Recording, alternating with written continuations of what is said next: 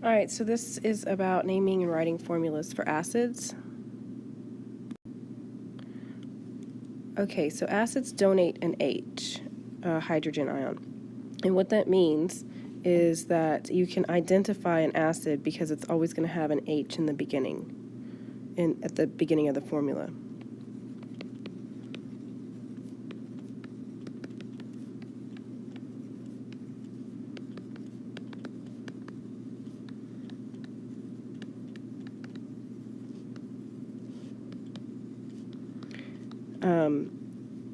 So most of the time, anytime you see a hydrogen in the beginning of the formula, you can identify it as an acid and use these rules to name that formula. So there's two types. There's a simple that has no oxygens in it, and then it's called an oxy acid, and it contains oxygen. These usually contain the polyatomic ions. Not always. Sometimes some of those can be the simple type, but most of the time they have those polyatomic ions in there that we had to learn, like phosphate or phosphite. Okay? So for the simple ones, HCl is a simple one. See, there's no oxygen in that formula. And so what we do is it's always going to be hydro, and then we change the ending to ic, followed by acid. So instead of chloride, because that's chloride, it turns into chloric, and that goes in there. So this is called hydrochloric acid.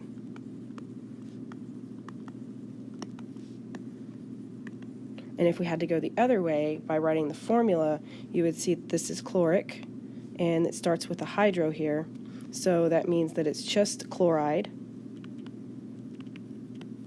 And so you'd write Cl minus.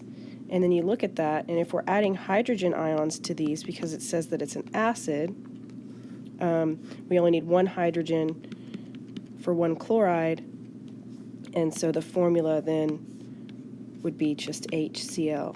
And as you can tell, it's formed from these ions here, and so this is ionic, even though it's made from two nonmetals. All right.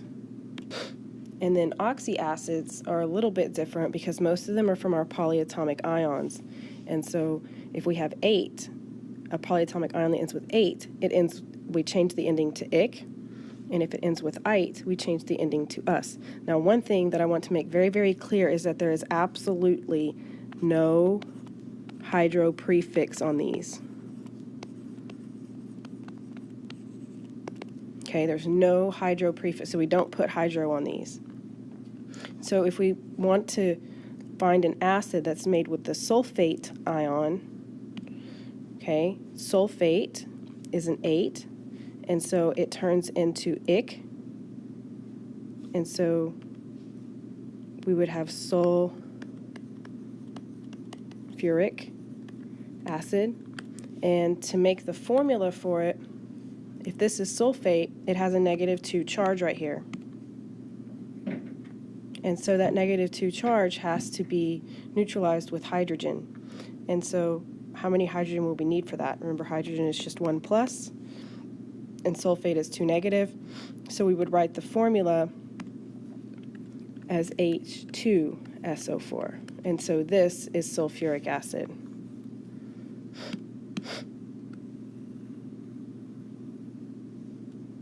And then sulfite, ite turns to us, and so this would be sulfurous acid.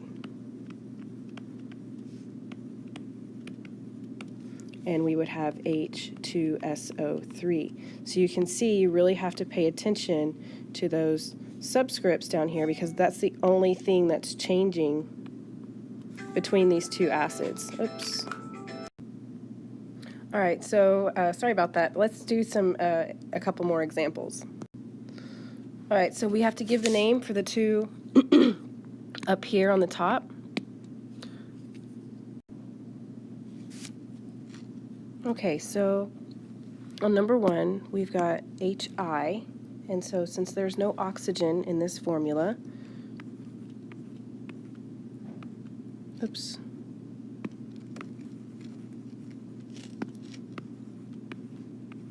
Then we know it's going to start with hydro. Oh, jeez. And since it's I right here, then we would have iodic. And since it starts with an H, it will end with acid. So just like HCl was hydrochloric, this one is going to be hydroiodic because it's iodine and ends with acid. All right, and so the next one, we have oxygen is present. And so since we have an oxygen here, my goodness, since we have an oxygen right here, we're going to look and see what the ion is that's next to the H, the hydrogen, and that would be hypochlorite. And since this is hypochlorite, the ite turns to us, and so this is going to be hypochlorous acid. Please notice there's no hydro in front of this. Hypo is only here because the ion actually had it there. All right, when we look at the next one, it's perchloric acid. There's no hydro in front, so that means that this is one of our polyatomic ions. Ic comes from 8, and so if I replace ic with 8, I get perchlorate. And perchlorate is ClO4 minus. Since it has a -1 charge, for the acid part, it will require 1 hydrogen. And so it's going to be HClO4. Okay, so next we have hydrocyanic acid. There's hydro in the front here, and so what that means is that there's no oxygen in this formula. And since it's cyanic, that comes from cyanide. Now that was also one of our polyatomic ions. It is Cn minus. And since, but it doesn't have any oxygen in it. So that's why you put hydro in the front.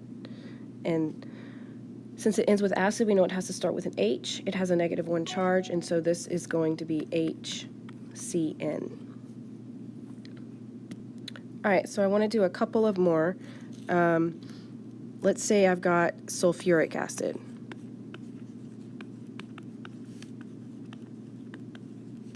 Ic comes from 8, and so this must come from sulfate.